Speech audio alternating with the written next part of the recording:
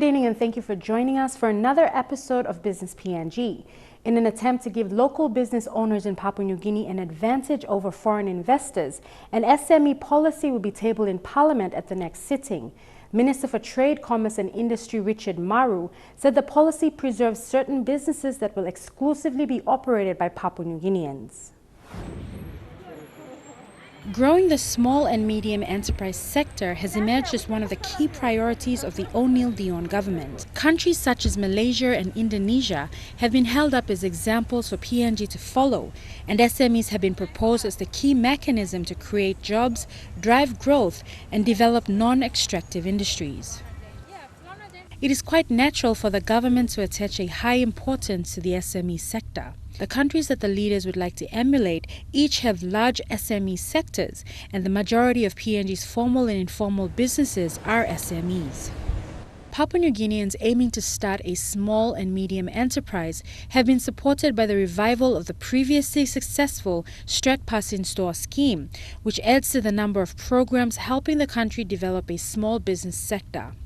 The Strat Pass in Store scheme was relaunched in Port Moresby earlier this year with the opening of the National Development Bank Investment's first convenience store under the program.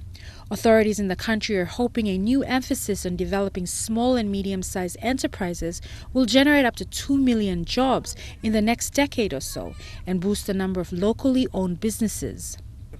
The government has begun working on a range of incentives aimed at encouraging and supporting SME growth, including tax breaks, state buying commitments, the provision of subsidized finance, and proposals to restrict foreign investment.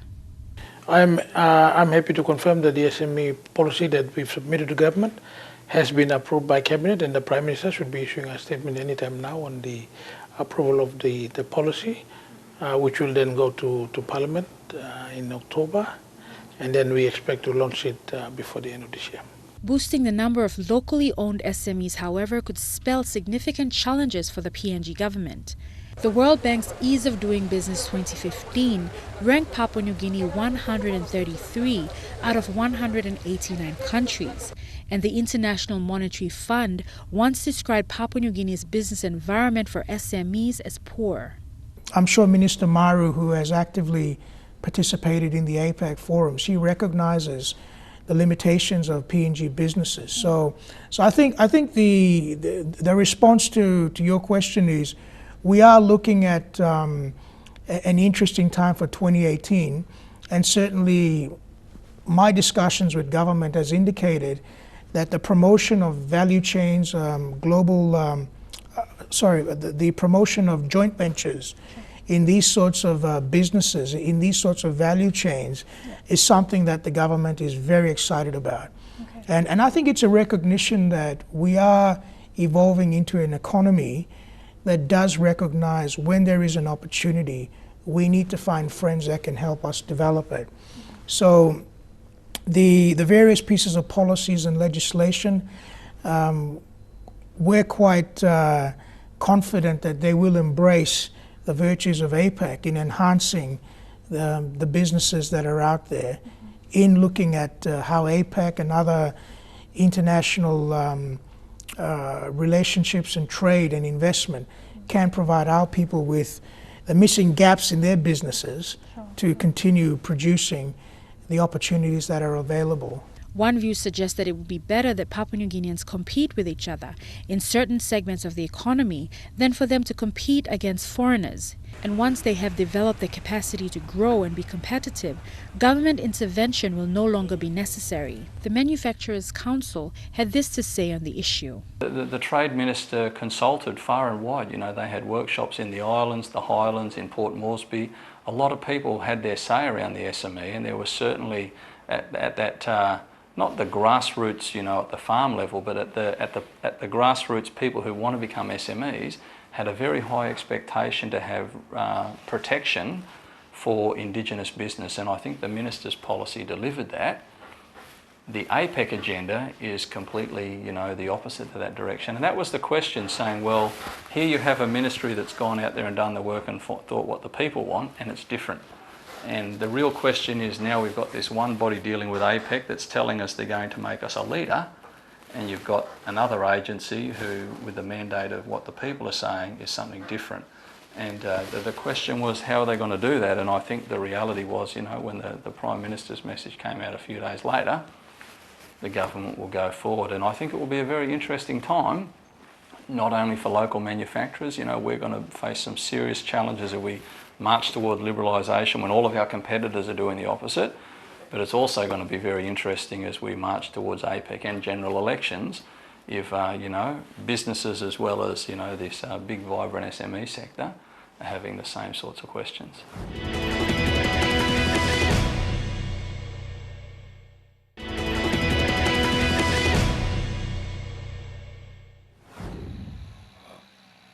Improved communication links and increased internet connectivity offer exporters in the Pacific Islands new online opportunities to scale up sales and move into new markets, says a new Asian Development Bank study brief.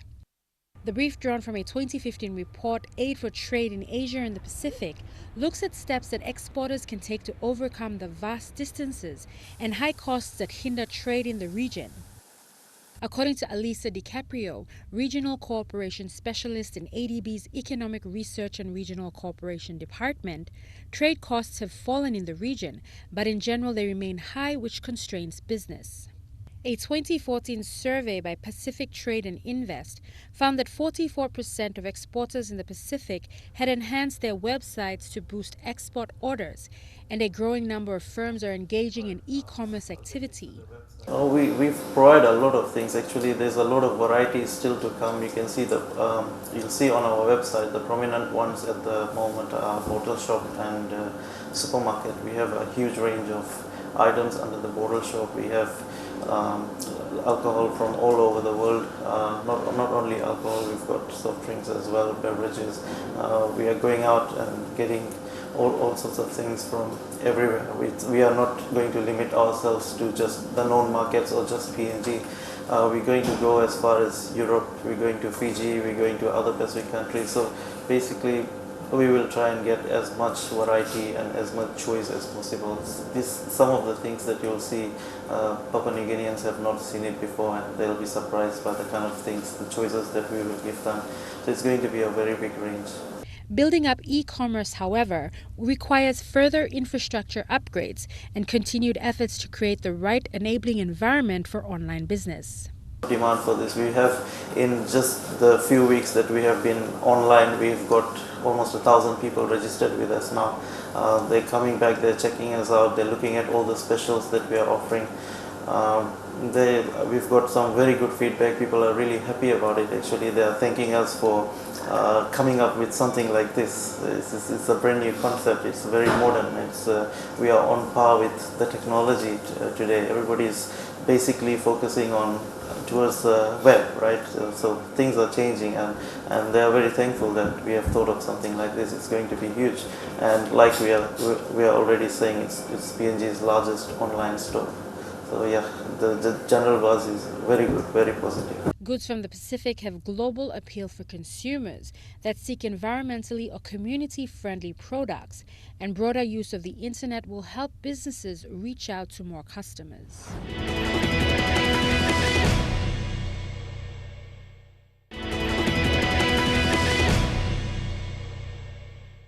Hi, my name's Kay and I'm the Business Development Manager for the Mighty Meat House.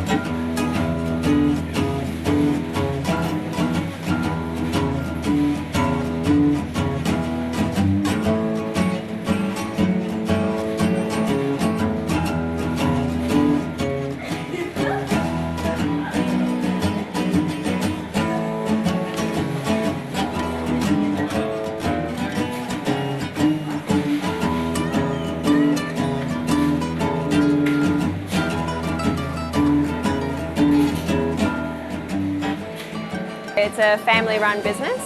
My parents have been in Papua New Guinea for over 25 years now, and they've been worked in Hagen and the islands and in Port Moresby as well, and the whole time they've been in the food industry.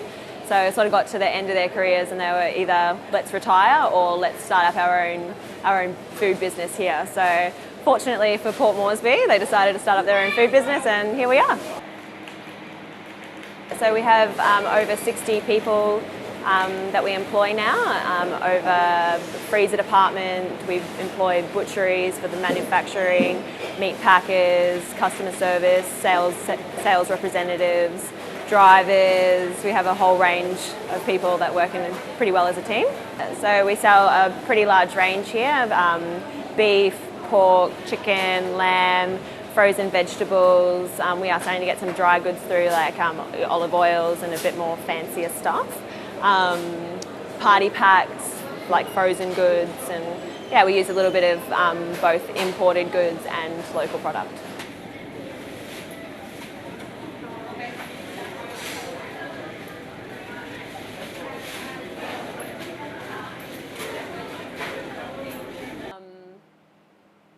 Otherwise, it seems pretty okay. Just clean up a little bit, like put that one across the side.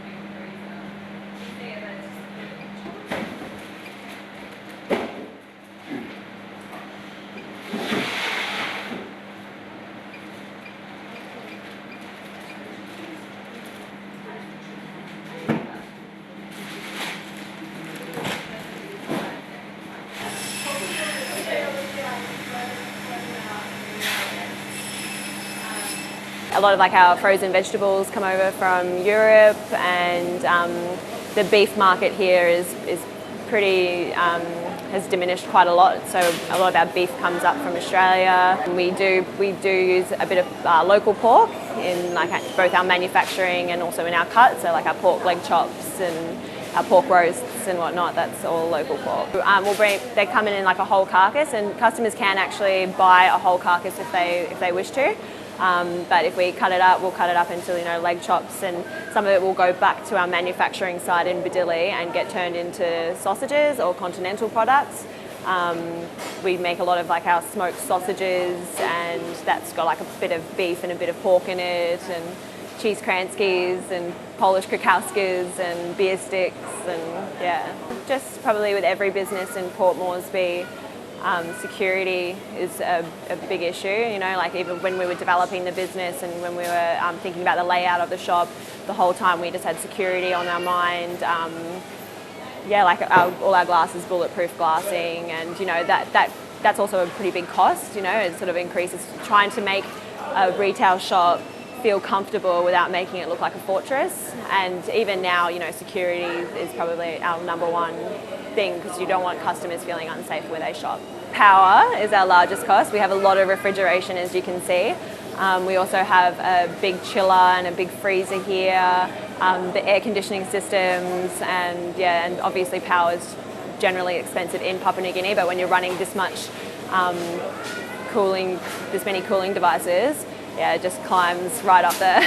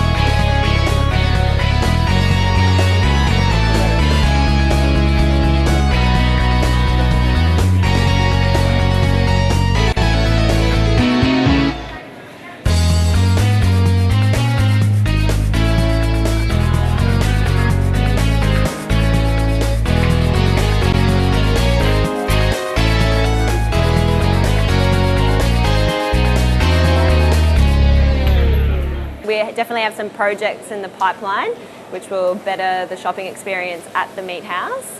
And we have been asked by a number of parties about starting a franchise, but I suppose the issue with that is, you know, we're trying to build our brand name in Port Moresby, and, you know, things like quality, service and price. If we did start a franchise and move the business to somewhere else in Papua New Guinea, you'd be trying to retain those aspects of it. So maybe in the future, but just for now, I think we're just still trying to get Meat House, you know, everyone talking about it and knowing about it and wanting more. So, yeah. I think in Port Moresby there's, well, whole of Papua New Guinea really, there's a lot of gaps in the marketplace. Like over in Australia and New Zealand, for example, there's hundreds of butcheries and the markets are quite saturated. But here, if you're good at something, definitely focus on that and see what you could offer Papua New Guineans. Like there's definitely like a resurgence in the market, maybe due to the Exxon project, where Papua New Guineans are looking for a better quality of life, they've got more money to spend, and they are really looking for quality products as well. So if there's a gap in the market and you know that you can offer a service, people are willing to spend the money now to get that service. So, yeah.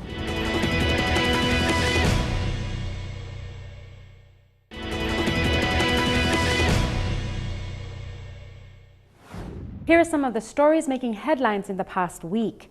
Papua New Guinea's potential to develop a large-scale spice industry was again highlighted at the Maru show. Spice producers have been working for years with little government incentive, but the potential for PNG to rake in large export revenues has not been fully exploited. Ramu Sugar and Spice is a small company that operates in Lae. No large offices, no fancy infrastructure, just a handful of people who work with growers to produce spices for the local market. The only company that we patron was Golem, I think, Prima Elegance. Several years ago, company founder Paul Kundia found out about the medicinal properties of cinnamon, the commonly found skindiwai. He began producing cinnamon powder for sale, both as a herbal medicine and as a spice. Same time, we will help him promote more local growers to encourage more planning can begin as Salim Ramu spice. Many of the spices that are currently imported can be grown in Papua New Guinea. For instance, turmeric powder, an important ingredient in food coloring and Asian food dishes. It is a plant found almost everywhere in Papua New Guinea. As a spice producer, Paul Kundia says there needs to be more government support to develop this industry. You know, good blood kind of say you mean import mola, import spice coming to Papua New Guinea, you miss Salim, na same time money Papua New Guinea. You go out long and overseas na kind of same. You know, benefit it must go back law. Or people are less. The spice industry is still in its infancy, but if government efforts were focused on this sector, it could bring in enormous amounts of revenue. And that's for one simple reason. Spices are easy to carry over long distances and it pays more. People are growing spices throughout the country at the moment, but it's not systematically coordinated in order to also enhance all these crops. There are plans to upgrade markets in the city to make it conducive for business. This plan will see markets like Gordon's be rebuilt and others like Maru Market will be closed and moved to designated areas. The announcement was made by National Capital District Governor Powes Pakop. Gordon's Market will be redeveloped at a cost of 30 million kina. National Capital District Governor Powes Pakop says the New Zealand government has made a commitment of 15 million kina, while NCDC 15 million kina. NCDC's contribution will be on a kina for kina basis. They are currently going through a process of redesigning the market so that it can factor into proper traffic management, safety and security, and user-friendly for everyone. Gordon's Market is renowned for its petty crimes. Pakop hopes the new facility will help to transform the culture and everything that Gordon's is renowned for, also to enhance the quality of life in the Gordon's area. This concept of safe market, safe city, building safety and security from the market and bringing it out or growing it out into the city. The concept is that if we have peace and security in the market, then that culture can grow out into other parts of the city, because It seems like in our city, the greatest challenge in terms of security is in the marketplace. An expression of interest has been published for companies to build a market. It will close on the 7th or 8th of November this year. While NCDC welcomes concept from bidding companies, it has its own concept with the New Zealand government in partnership with United Nations UN Women to develop the concept of Safe Markets, Safe City. The concept has been trialled at the Gerahu market and has proven to be a success. Vendors will move to the Boroko market once Gordon's market is under redevelopment. Pakup has also made it known that the Malaro market will be closed in the future as it is not in an ideal location. The Indonesian government has started to collaborate with Papua New Guinea to develop oil and gas blocks located in the eastern parts of Indonesia.